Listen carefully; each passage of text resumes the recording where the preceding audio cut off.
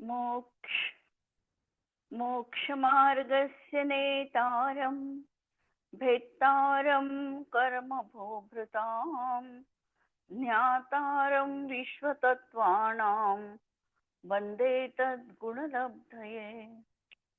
वीरं प्रणम्य भववारिनिधि प्रपोतम् उद्योदिताखिलपदार्थमनल्पपुण्यम् निर्वाणमार्गमनवद्यगुणप्रबन्धम् आत्मानुशासनपदं प्रवरं प्रवक्षे। लक्ष्मीनिवासनिलयं विलीनविलयं निधाय हृदि वीरम् आत्मानुशासनमहं वक्षे मोक्षाय भव्यानाम। अंतिम शासन नायक 1008 भगवान महावीर स्वामी की जय। द्वादशांग श्रुत देवी की जय। स्वाध्याय कक्ष संपेपर्यंत आपणा सर्वांना चतुर्विध आहाराचा त्याग असणार आहे। गुणभद्र आचार्य विरचित आत्मानुशासन ग्रंथ आपण बघतो आहे। प्रभाचंद्र आचार्यांची यावर संस्कृत टीका पण आहे आणि पंडित प्रवर आचार्य तोडरमलजी यांची पण यावर धुंडारी भाषेमध्ये टीका त्यांनी केलेली आहे। आणि या ग्रंथाचं अध्ययन करत असताना काल आम्ही श्लोक बघितला की कधी कधी आमच्या दैवाच्या अधीन होऊन कार्य झालेलं दिसतं, तर कधी कधी आम्हाला प्रयत्नपूर्वक कार्य संपन्न झालेलं दिसतं। म्हणून आचार्य असं म्हणत आहे की पुण्य करणं व्यर्थ आहे, पुरुषार्थाने सगळं काही कार्य होतं, पुरुषार्थ श्रेष्ठ आहे, आम्ही दैव वगैरे काही मानत नाही।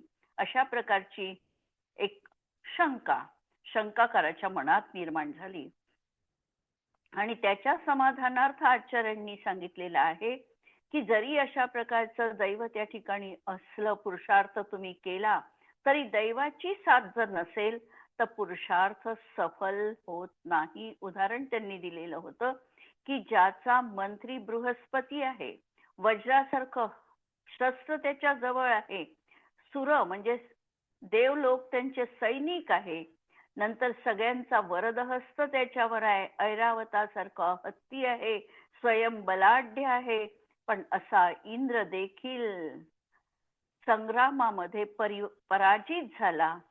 म्हणजे दैवच मुख्य आहे, म्हणून पुण्य आमच्या गाठीला असलंच पाहिजे। आणि पुण्य म्हणजे तरी शेवटी काय, तर पुण्य म्हणजे देखील मागच्या भवात केलेल्या त्या पुरुषार्थाचं फळ आहे। तर असं जरी असलं तरी पुढे चालून आम्हाला 5 समवायपूर्वकच कार्य होतं, हे या ठिकाणी अध्यात्म दृष्टीने सिद्धांत ग्रंथांवरून ज्ञात करून घ्यायचं आहे। आणि कथन करताना कधी कधी पुरुषार्थाच्या प्रधानतेने कथन होईल, कधी कधी नियतीच्या प्रधानतेने कथन झालेलं दिसेल, तर कधी निमित्ताला ही प्रधानता देऊन झालेलं कथन दिसेल। जसं आदिनाथ स्वामींना नीलांजनेच्या मृत्यूमुळे वैराग्य झालं असं कथन आम्हाला दिसेल, पण याचा अर्थ केवळ ते एकमेव कारण तिथे नाही, 5 समवायपूर्वक त्यांची काललब्धी त्यावेळेला आली होती, त्यांची उपादानगत योग्यता होती, त्रिकाली योग्यता होती आणि पुरुषार्थ पण त्यांनी केला। मृत्यू तर आज आम्ही अनेक बघतो, पण आम्हाला का वैराग्याची प्राप्ती होत नाही? उपादानगत पण योग्यता त्यांची होती त्या समयात, आणि हे सगळं समवाय मिळून कार्य घडणार आहे। महावीर स्वामींना आम्ही म्हणतो गौतम गणधर अनुपस्थित होते म्हणून 66 दिवस पर्यंत दिव्यध्वनी खिरली नाही। आता हे देखील निमित्ताच्या प्रधानतेने कथन केल्या गेलेलं आहे, पण दुसऱ्या दृष्टीने जर आम्ही बघितलं तर भव्य जीवांचा तेवढा पुण्योदय तिथे नव्हता। तीर्थंकरांची साक्षात दिव्यध्वनी श्रवण करण्याचा जो काही भाग्य पाहिजे, ते भाग्य त्यावेळेला तिथल्या त्या समयात त्या श्रावकांजवळ, श्राविकांजवळ, लोकांजवळ नव्हतं असं आम्हाला म्हणावं लागतं। तर अशा प्रकारे ह्या सगळ्या गोष्टी लावून घ्याव्या लागतात। प्रधानतेने कथन कोणतं आहे हे फक्त आम्हाला बघायचं आहे आणि पाचही समवाय त्याचा योग्य रीतीने सांगड घालून घ्यायची आहे. असं झाल्यानंतर प्रश्न परत उपस्थित केलेला होता की तुम्ही सगळ्या गोष्टी सांगता, ह्या चतुर्थ काळातल्या गोष्टी सांगता, हिंसादिकांचा त्याग करणारे महाव्रती, संपूर्णतः त्याग करणारे महाव्रती वगैरे हे सगळे आम्हाला या हुंडा व सर्पिणी कालदोषामुळे आत्ता बघायला मिळत नाही. आत्ता तर सगळ्यांच्या जीवनामध्ये अशा प्रकारे मुनीवर व्रत धारण करणं हे असंभव वाटतं किंवा योग्य मुनी असणं हेही असंभव वाटतं. आणि म्हणून भूतकाळात घडलेल्या त्यागींच्या कथाच फक्त आम्हाला ऐकायला मिळतात.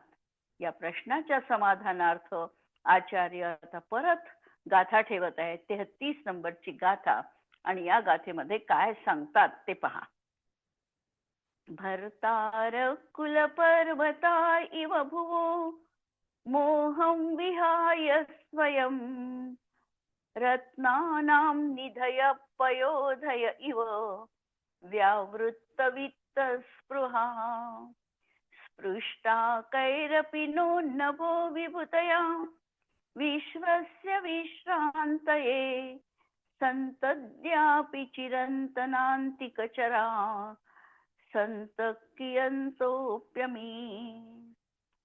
भर्तारहा कुलपर्वता इव, भर्तार म्हणजे पोषण करणारे, धारण करणारे असे कुलपर्वताप्रमाणे, म्हणजे कुलपर्वत म्हणजे पर्वताप्रमाणे. भुवो म्हणजे या जगतामध्ये काय तर मोहम विहाय स्वयं, स्वयं मोहाचा त्याग करून, म्हणजे जे स्वयं मोहाला ज्यांनी सोडून दिलेलं आहे, आणि कुलपर्वताप्रमाणे पृथ्वीचा जे उद्धार करणारे आहेत. हा श्लोक श्लेष रूपाने लावायचा. एक तर कुलपर्वतावरही लागतो आणि दुसरा संतांना देखील ती सगळी विशेषणं या ठिकाणी लागू पडतात. म्हणून हे संत कसे आहे तर हे संत स्वतः निर्मोही बनून संपूर्ण संसाराचा त्याग करून प्राणीमात्रांचा उद्धार करणारे आहे, प्राणीमात्रांना देखील सन्मार्ग दाखविणारे आहे. नंतर रत्नानाम निधय, समुद्र, समुद्र हा रत्नाकर म्हटला जातो. समुद्रामध्ये अनेक रत्न असतात. त्याप्रमाणे या संतांच्या जीवनामध्ये देखील त्यांनी 3 महान रत्न धारण केलेले आहे. म्हणून समुद्राप्रमाणे जे रत्नाचे निधय आहे, स्वामी आहे. आणि पयोधय इव, पयोधय म्हणजे समुद्र, समुद्राप्रमाणे ते रत्नांना धारण करणारे आहे. आणि तसही मुनींना जी विशेषणं दिली जातात ती दिली जातात की हे मुनिराज, तुम्ही सागराप्रमाणे धीर गंभीर आहात, पृथ्वीप्रमाणे सहनशील आहात, आकाशाप्रमाणे निर्लेप आहात. ही सगळी साधूंची विशेषणं आहे. तर अशा प्रकारची विशेषणं त्यांना दिली जातात. तीच विशेषणं या ठिकाणी आम्हाला पाहायला मिळतात की ती पयोधय, सागराप्रमाणे रत्नांना धारण करणारे आहात. आणि रत्न जरी धारण करले तरी त्या रत्नाविषयी व्यावृत्त वित्त स्पृहा, अंतरंगामध्ये अजिबात त्या वित्ताची स्पृहा नाही, त्या रत्नांची अभिलाषा नाही किंवा रत्नांचा त्यांना भार देखील वाटत नाही. नंतर सांगतात स्पृष्टाः कैरपि नो, ते कशामध्ये देखील लिप्त झालेले नाही. सर्वांमध्ये ते आहे, जगतामध्ये ते आहे, पण जगत त्यांच्या अंतरंगामध्ये नाही. कशाप्रमाणे तर नो नभो, नभाप्रमाणे, आकाशाप्रमाणे तुम्ही अत्यंत निर्मल आहात आणि व्यापक पण आहात. विभूतया, आकाश जर सर्वव्यापी आहे त्याप्रमाणे तुम्ही सर्वव्यापी देखील आहात, पण तरी देखील तुम्ही स्वतःमध्येच आहात. विरोध अलंकार या ठिकाणी आम्हाला बघायला मिळतो की अशा प्रकारचे विरोध अलंकार की आहे असं, पण तरी देखील तुम्ही तसे नाही. आणि विश्वस्य विश्रांत आहे, आणि विश्वाच्या विश्रांतीचं तुम्ही कारण आहात. तुमचा लोक आश्रय घेतात. तुम्हाला जर शांती हवी असेल तर तुमच्याच चरणापाशी आम्हाला यावं लागतं. असे संत अद्यापि चिरंतनम अंतिकचरा हा असे हे महामुनी या पृथ्वी तलावावर राहणारच आहे. कियंतहा अपि म्हणजे प्रतिनियतः दृश्यमानाः नेहमी आम्हाला असे संत भलाई ते कमी असतील पण त्यांचा अभाव मात्र या पंचम काळाच्या अंतीपर्यंत होणार नाही. आम्हाला ही शास्त्र आज्ञा आहे की पंचम काळाच्या अंतीपर्यंत ही पृथ्वी जी टिकणार आहे किंवा पृथ्वीवर जे धर्मसाम्राज्य चालणार आहे धर्मसाम्राज्य अशा मुनींच्या माध्यमातूनच चालणार आहे. मुनी संस्था नष्ट झाली की काय होणार आहे? षष्टम काळाची ती नांदी असणार आहे. षष्टम काळाचा प्रारंभच आहे. मुनी संस्था संपते. मुनी संस्था संपते ते अंतिम विरांगज मुनी सल्लेखना धारण करतात. 3 वर्ष 8 महिने आणि 15 दिवसानंतर हा पंचम काळ संपतो आणि षष्टम काळाची सुरुवात होते. षष्टम काळामध्ये कोणताही उपदेश करता नाही, कोणत्या प्रकारचा देवशास्त्र गुरुचा समागम प्राप्त होणार नाही आणि सगळे जीव जे असतील हे मिथ्या दृष्टी असणार आहे. म्हणून आमचा सौभाग्य समजायचंय आम्ही की अशा प्रकारे आम्हाला धर्म शास्त्र गुरु यांचं आयतन जीवनामध्ये प्राप्त झालेलं आहे. आजही आम्ही जर मुनींचं जीवन बघितलं तर अनेक असे मुनी की जे वंदनीय आहे प्रातस्मरणीय आहे. जसं आम्ही चारित्र चक्रवर्ती प्रातस्मरणीय असं शांतीसागर महाराजांचं पहिल्यांदा नाव घेतो आणि म्हणजे अनेक नावं असे आहे की तपस्वी सम्राट 108 सन्मती सागर महाराज. सन्मती सागर महाराजांबद्दलचं सांगायचं म्हणजे जवळपास 6 वर्ष पर्यंत ते केवळ ज्वारीच्या कण्या आणि ताक एवढा त्यांचा आहार होता आणि शरीराचं तेज पाहाल तर तेज इतकं निखळत होतं की जणू काही लखलखला सूर्य आहे असं त्यांच्याकडे बघितल्यानंतर वाटत होतं. कोणत्याही प्रकारची 5 स्टार सुविधा त्यांच्या जीवनात नव्हती. मला आठवतं नागपूरला त्यांचा ज्या वेळेला चातुर्मास झाला तर ते साध्या एखाद्या शेड टिनाच्या खोलीमध्ये ते 4 महिनेपर्यंत राहिलेले. अत्यंत साधं असं त्यांचं जीवन होतं. तर अशा प्रकारचे आजही वंदनीय साधू आम्हाला पाहायला मिळतात. किंवा आज आम्ही म्हटलं तर चर्या शिरोमणी 108 विशुद्ध सागरजी महाराज किंवा आचार्य श्री विद्यासागरजी महाराज यांची आम्ही नावं घेऊ शकतो. किंवा 18 भाषांचे जे ज्ञाता होते महावीर कीर्ती महाराज, त्यांना 18 भाषा अस्खलितपणे बोलता येत होत्या. आजही जर आम्ही बघितलं तर त्यांचे शिष्य म्हणा किंवा तपस्वी सम्राट सन्मती सागर महाराजांचे शिष्य आहे ते सुनील सागरजी महाराज. आज त्यांना प्राकृताचार्य म्हटलं जातं आणि प्राकृत मध्ये जे 24 तीर्थंकरांच्या पूर्ण स्तवन नव्हतं. काही तीर्थंकरांचं स्तवन 24 म्हणजे होतं, परंतु काही तीर्थंकरांचं स्तवन प्राकृत भाषेत नव्हतं. संस्कृत भाषेत तर आम्हाला मिळते स्वयंभू स्तोत्राच्या माध्यमातून वगैरे, परंतु प्राकृत भाषेमध्ये काही तीर्थंकरांचं स्तवन तर होतं पण काही तीर्थंकरांचं स्तवन प्राकृत भाषेत नव्हतं. लोकांनी त्यांना विनंती केली की तुम्ही आता प्राकृताचार्य आहे, तुमची प्राकृतात मास्तरी आहे, तुम्ही हे तीर्थंकराचं 24 तीर्थंकरांचे हे पूर्ण आता स्तवन लिहा. आणि त्यांनी ते स्तवन लिहिलेले आहे हे सगळं. तर अशा प्रकारचे आजही आम्हाला आचार्य मिळतात. किंवा महावीर कीर्ती महाराजांच्या बाबतीत एक विशेष गोष्ट सांगायची म्हणजे ते 18 भाषेचे जाणकार होते. याशिवाय त्यांना ज्योतिष्य मंत्र आदी सगळे हे पूर्ण त्यांना अवगत होते. एक वेळची गोष्ट आहे की महावीर कीर्ती महाराजांकडे 80 वर्षापूर्वीची साधारणतः गोष्ट आहे, 80-90 वर्षापूर्वीची, नेपाळ नरेश त्या ठिकाणी आले. आणि नेपाळ नरेश जे आले त्यांना त्यांची पत्नी अत्यंत दुर्धर अशा व्याधीने ग्रस्त होती. लोकांनी सांगितलं असेल किंवा काही त्यांनी ऐकलं असेल माहिती नाही, परंतु ते महावीर कीर्ती महाराजांच्या दर्शनाला आले. दर्शनाला आल्यानंतर महाराजांनी त्या राणीच्या अंगावरून पिंची वगैरे काय उतरवली असेल, काही मंत्र दिले असतील की हे तू जप, आणि मंत्र दिले म्हणून कुणी मिथ्यात्वी होत नाही, हेही परत लक्षात घ्यायचं आहे. याचं कारण असं की मंत्र जे दिले आहे ते नमोकार मंत्राच्या पासूनच निर्माण झालेले मंत्र असतात. कारण 84 लाख मंत्रांची जननी नमोकार मंत्र आहे आम्ही म्हणतो. म्हणजे नमोकार मंत्राचेच कोणते तरी ओम ह्रीम अर्हम नमः कोणते तरी असे मंत्र त्यांनी त्या राणीला दिले जपायसाठी, आणि त्याचा सांगितला की याचा नित्य जप करायचा. आणि आश्चर्य, राणीची तब्येत सुधारली.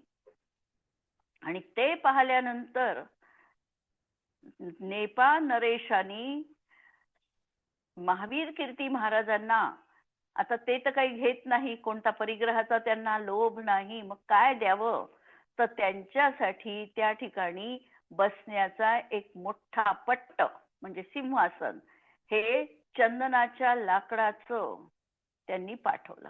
आजही ते सिंहासन त्यांच्या संघामध्ये विद्यमान आहे. तर असे हे जे आचार्य आहे हे आजही आमच्या मुनी संस्थेमध्ये विद्यमान आहे. आम्ही त्यांचे गुण पाहायचे.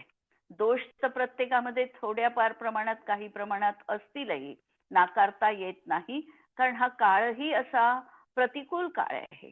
पण त्याही प्रतिकूल काळामध्ये त्यांची जी काही एक वेळा आहार घेण्याची, तपश्चर्या करण्याची, प्रसन्न सागर महाराज आपण जर बघितले तर उपवासांची जणू काही मालिका म्हणावी लागेल, अशा प्रकारचे प्रसन्न सागर महाराज कितीतरी दिवस त्यांचे उपवासच चालतात. तर असे हे महाराज किंवा अशी हे मुनी संस्था आजही विद्यमान आहे.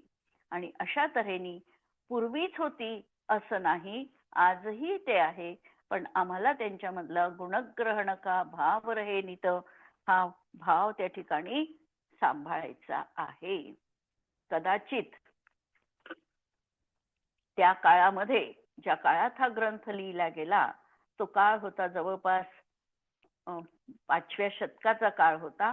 आणि त्या काळामध्ये थोड्याफार प्रमाणामध्ये परकीय आक्रमणामुळे आणि थोड्याफार प्रमाणामध्ये शिथिलाचार त्या ठिकाणी आला होता. मुनी मठ वगैरे करून राहण्याच्या मनस्थितीत होते, कारण बाह्य प्रतिकूलता होती. आणि त्यामुळे, आणि आपला धर्म हा कठीण धर्म आहे, तो आचरण करणं कठीण जातं, म्हणून थोड्याफार प्रमाणामध्ये तशा प्रकारचं जरी आलं असलं तरी हा मार्ग स्वयंशुद्ध आहे. पहिल्यांदा तर हे लक्षात ठेवायचं की यामध्ये जसं समंतभद्र आचार्यांनी उपगुहन अंग सांगताना सांगितलं की स्वयंशुद्धस्य मार्गस्य बालासक्त जनाश्रयाम वाच्यताम यत प्रमार्जंती तत्वदंती उपगुहनम. उपगुहन अंगाची चर्चा करताना सांगितलं की स्वयंशुद्धस्य मार्गस्य, हा मार्ग कधीही मलिन झालेला नाही. जो मार्ग आहे मोक्ष मार्ग तो हा आणि अशाच पद्धतीचा राहणार आहे. सम्यक दर्शन, सम्यक ज्ञान, सम्यक चारित्र, आणि जी पूर्वापर पद्धती आहे अनादिकालापासून जो चालत आलेला मार्ग आहे, तो मार्ग तर कधीही कोणत्याही तऱ्हेने दूषित होत नाही. पण त्या मार्गावर जर बालासक्त आणि जनाश्रया, तो जो मार्ग बाल आणि अशक्त लोकांनी आश्रित केला, म्हणजे त्याच्यावर चालण्यासाठी जे समर्थ नाही आणि बाल आहे, अज्ञानी आहे, अशा लोकांनी तो मार्ग त्यावर ते गेले, त्यांना तो साधला नाही, म्हणून ते लोक भ्रमित झाले. परंतु त्यामुळे मार्ग मात्र अशुद्ध बनला नाही. आम्ही म्हणतो की मार्ग अशुद्ध बनला, पण मार्ग अशुद्ध बनला नाही. ते चालणारे, आचरण करणारे जे होते ते बाल होते, म्हणजे अज्ञानी होते, आणि त्यावर चालू शकायला कदाचित त्यांचं सामर्थ्य कमी पडलं, आणि म्हणून त्यांच्याकडून अशा प्रकारचं दूषण कदाचित आलं असेल. पण ते सांगतात की ते दूषण काही काळापुरतं आलेलं आहे. त्यांना जर आम्ही उपस्थापित केलं, पण ते परत उपस्थापित होऊ शकतात आणि म्हणून त्यांचं कुठेही वाच्यता न करता त्यांचं संबोधन करणं गरजेचं आहे. अशा प्रकारचा हा मुनी धर्म असेल, कदाचित श्रावक धर्म पण असेल, कारण श्रावकही तशाच प्रकारचा आहे.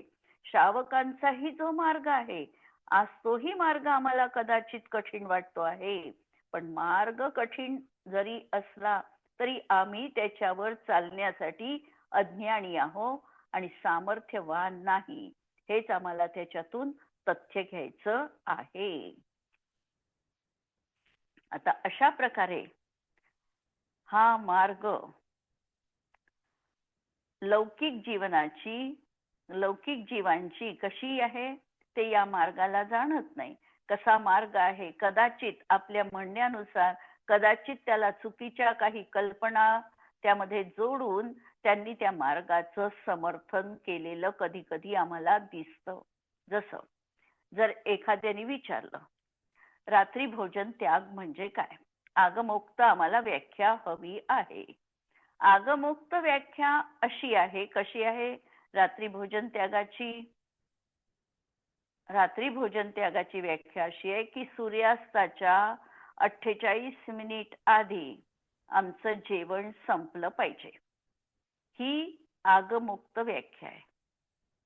कोणती? की सूर्यास्त. मग आता हिवाळ्यामध्ये सूर्यास्त लवकर होतो, मग त्यावेळेला आमची वेळ लवकर करायची आहे. उन्हाळ्यामध्ये सूर्यास्त लांबतो, तर आमची थोडी वेळ लांबली तर चालू शकते. सूर्यास्ताच्या 48 मिनिटं आधी आमचं भोजन संपलं पाहिजे आणि आमचं जे जेवण म्हणजे सकाळचं जे काही आहे, सूर्य उगवल्यानंतर 48 मिनिटांनीच आमच्या सगळ्या स्वयंपाकाच्या क्रिया सुरू व्हायला पाहिजे. म्हणजे दिवसा केलेलं आणि दिवसात संपलेलं, अशा प्रकारचा हा सिद्धांत आहे. पण आता याच्यावर पाळायला आम्हाला असमर्थ असतात. मग महाराज लोकही कसे नियम देतात आजकाल, की ठीक आहे तुम्ही नाही पाळू शकत तर 7 पर्यंत पाळू शकता का, 8 पर्यंत पाळू शकता का? मग 8 पर्यंत एखाद्याने समजा नियम घेतला तर त्याला रात्री भोजन त्याग आम्ही आगमानी म्हणू शकत नाही. नियम घेतला त्यांनी की मी 8च्या पुढे खाणार नाही, बरोबर आहे, आणि घेतला तर ते चुकीचं पण नाही आहे, पण त्याला तुम्ही रात्री भोजन त्याग नका म्हणू. हे या ठिकाणी लक्षात घ्यायचं आहे. एखादी व्यक्ती एकासन करत नाही, मग तिला सूट दिली की ठीक आहे तू संध्याकाळी फळं खा, पाणी पी, काय तुला पाहिजे ते दुसऱ्यांदा थोडंसं खा, फळांचं वगैरे. मग त्याला आम्ही एकासन म्हणू शकू का? नाही म्हणू शकत. एकासन म्हणजे एकासनच, की एका आसनात जितकं आम्ही ग्रहण करू तेवढंच ग्रहण करणं हे एकासन आहे. पण यावर आम्ही वाटचाल करू शकत नाही, म्हणून आम्ही आमच्या सोयीनी त्याला ते नाव देणं हे संयुक्तिक नाही. संयम पाळण्याच्या दृष्टीने संयम आम्ही जरूर पाळायचा आहे, जेवढा शक्य होईल तेवढाही आम्ही पाळू शकतो, पण त्याला वरच्या दर्जाचं मात्र नाव देणं चुकीचं असणार आहे. हा भाव या ठिकाणी लक्षात घ्यायचा आहे. आता हा संतांद्वारे आचरण केलेल्या मार्गाला जे जाणत नाही ते संसाराचं स्वरूप न जाणता कशा प्रकारची अनर्गल प्रवृत्ती करतात, खोटी प्रवृत्ती करतात, की त्यांना खरा धर्म काय आहे हे कळतच नाही. जास्त सुविधा म्हणजे जास्त सुख, जास्त पैसा म्हणजे जास्त सुख, अशा प्रकारची त्यांची सुखाविषयीची कल्पना असते. त्याग हा जीवनात त्यांचा शब्दच त्यांना ज्ञात नसतो आणि असे जीव कशा प्रकारे अनर्गल प्रवृत्ती करतात हे या श्लोकामध्ये सांगतात आहे. पिता पुत्रं पुत्र पितरमभिसंधाय बहुधा विमोहादिहेते सुखलवमवाप्तुं नृपपदम् अहो मुग्धो लोके मृतिजनन द्रष्टान्तरगतो न पश्यन्त्यश्रान्तं तनुमपहरन्तं यमुममुम्. या ठिकाणी सांगतात की पिता पुत्रम आणि पुत्रम पुत्रः पितरम, वडील मुलाला आणि मुलगा वडिलांना अभिसंधाय म्हणजे ठगवून खोटं बोलून, कपट करून, छल करून, ठगवून काय करतो? विमोहात, मोहानी. अभिलषते, कशाची? सुखाच्या अभिलाषेच्या पदाने. म्हणजे एखादा राजा आहे, राजाचा मुलगा जो आहे तो वडिलांना ठगवेल आणि वडील मुलाला राज्य मिळू नये, मलाच काही का राजसिंहासनावर बसायचं असं समजून मुलाशी वंचना करेल. अशा प्रकारे करून एकमेकांना त्या ठिकाणी ठगविण्याचा प्रयत्न करतात.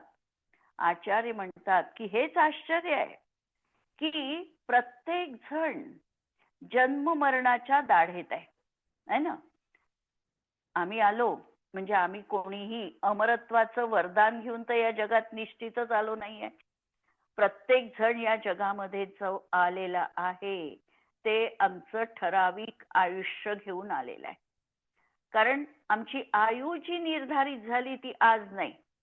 आम्हाला आजची आयु मिळाली ती मागे जे आम्ही पूर्वबद्ध कर्म आयु कर्म बांधलं तेवढीच आयु हातात घेऊन आम्ही आलेलो आहे. आमची आयु किती असावी हे या भवात नाही, मागच्या भवात निश्चित झालेलं आहे.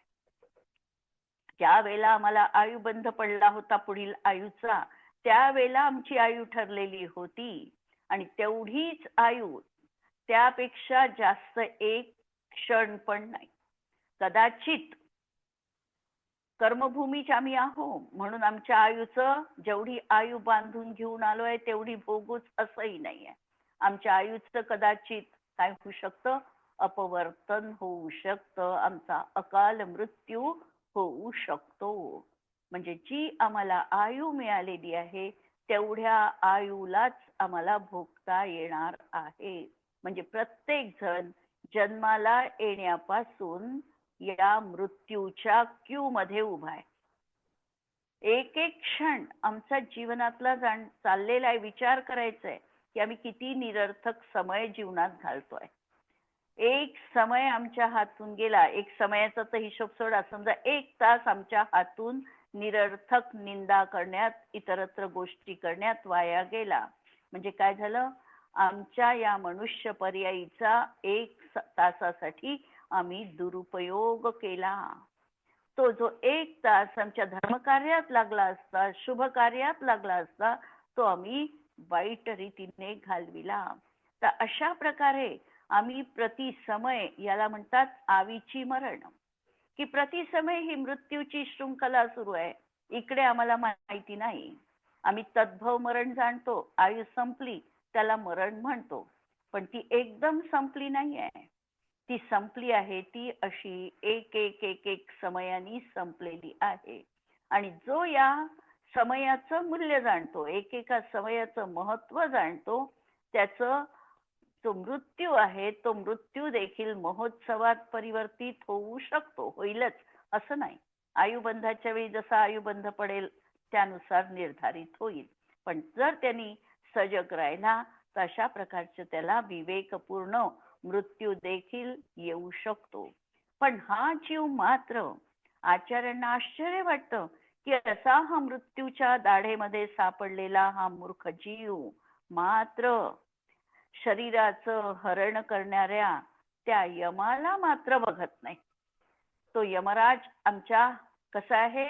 संस्कृत मध्ये त्यांनी सुभाषित ठेवलं, जसे काही यम केस धरून एखाद्याचा उभा आहे त्याप्रमाणे मृत्यू हा आमचा केस धरून उभा ठाकलेला आहे. याला मात्र आम्ही बघत नाही. आता यावरून सहज एक गोष्ट आठवली की पूज्यपाद आचार्यांना वैराग्य कोणत्या कारणाने झालेलं होतं? आठवते कुणाला किंवा कुणाला माहिती आहे? पूज्यपाद आचार्य ज्यांनी समाधी शतक, इष्टोपदेश असे ग्रंथ लिहिले, या आचार्यांना वैराग्य होण्याचं कारण होतं, एक दिवस ते नावेमध्ये बसून चाललेले होते. नावेमध्ये बसून चालले असताना एका सापानी एका बेडकाला तोंडात धरलं.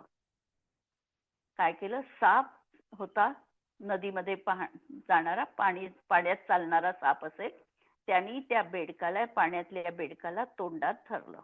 म्हणजे आता तो बेडूक त्या सापाच्या दाढेमध्ये आलेला आहे. अशा परिस्थितीमध्ये त्या बेडकाची धडपड सुटण्यासाठी नसून माझ्या तोंडात मी कोणाला तरी पकडावं, कोणत्या तरी प्राण्याला मला खाता यावं यासाठी त्याला दुसऱ्या प्राण्याला पकडण्याची त्याची धडपड सुरू होती. स्वयं अशा मृत्यूच्या विकराल दाढेमध्ये असणारा तो बेडूक दुसऱ्या जीवाला पकडण्याची त्याची धडपड सुरू होती. आणि हे पूज्यपाद आचार्यांनी बघितलं आणि लगेचच त्यांना वैराग्याची प्राप्ती झाली आणि जीवन कसं आहे हे रिअलाइज झालं आणि त्यांनी मुनी व्रत धारण केलेलं आहे. म्हणून या इथेही तेच सांगत आहे की ज्याप्रमाणे सिंहाच्या विकराल दाढेस सापडलेली व्यक्ती आपल्या शरीराला खाणाऱ्या सिंहाचा विचार न करता क्रीडा करण्याचा विचार करत असेल, धरलेला आहे तर अशा प्रकारे सिंहानी आणि मला आता या ठिकाणी मनसोक्त विहार करायचा आहे, माझ्या मनपूत मला आचरण करायचं आहे, असं जर ती व्यक्ती मानत असेल तर हे महान आश्चर्य आहे. त्याप्रमाणे यमाच्या दाढेत कालाला प्राप्त झालेला तो जीव आयुचं हरण करणाऱ्या कालरूपी सिंहाचा विचार न करता मला राज्यादी पद प्राप्त झालं पाहिजे त्याचा विचार करतोय, त्याचा उपाय करतो आहे, हे अत्यंत आश्चर्यप्रद आहे. म्हणून ही मूर्खता जीवनामध्ये काढून टाकून यमाचं चिंतन करून जीवनामध्ये आम्ही विषयांच्या अभिलाषेला दूर ठेवावं. प्राप्त विषय झाले तर त्याचा अनासक्तपूर्वक भोग घ्यायचा आणि विषय अतिरिक्त प्राप्त झाले तर त्यापासून स्वतःला कसं संवर्धित करता येईल, वाचवता येईल, इकडे आम्हाला बघायचं आहे. आणि हे सत्य म्हणजे ही आत्मानुशासनाची प्रेरणा. अनुशासन कसं करायचं, कशा प्रकारे मनाला आमच्या वळण लावायचं, कसा विचार आम्हाला करायचा, हे आचार्यांनी आम्हाला या माध्यमातून अशा तऱ्हेने शिकविलं आहे की त्यांनी मार्ग दाखवला की या मार्गावर तर तू जाशील तर हा मार्ग कंटक रहित आहे. मी या मार्गाने स्वयं गेलो आहे. या मार्गावर जे काही अडथळे होते, बाधा होत्या, त्या बाधांना मी स्वतः दूर केलेला आहे आणि तुझ्यासाठी हा मार्ग मी प्रशस्त केलेला आहे. तू या मार्गावरून निर्धास्त निराबाध रीतीने विचरण करू शकतो, हा मी तुला या ठिकाणी दीपस्तंभाप्रमाणे मार्ग प्रदर्शित करण्यास तत्पर आहे. आणि अशा तऱ्हेने येणाऱ्या शिष्याला आणि श्रावक लोकांना अनुशासित करून त्या मार्गाला प्रकाशित करण्याचं कार्य आचार्य गुणभद्र आणि प्रभाचंद्र आचार्यांनी इथे केलेलं आहे. इथे आपण थांबूया. जिनवाणी के ज्ञान ते तुझे लोकालोक, सो जिनवाणी मस्तक नमो सदा देत हूँ खोक. नमो अरिहंताणम, नमो सिद्धाणम, नमो आयर्याणम, नमो उज्जायाणम, नमो लोये सव्वसाहुणम. सर्वांना जय जिनेंद्र.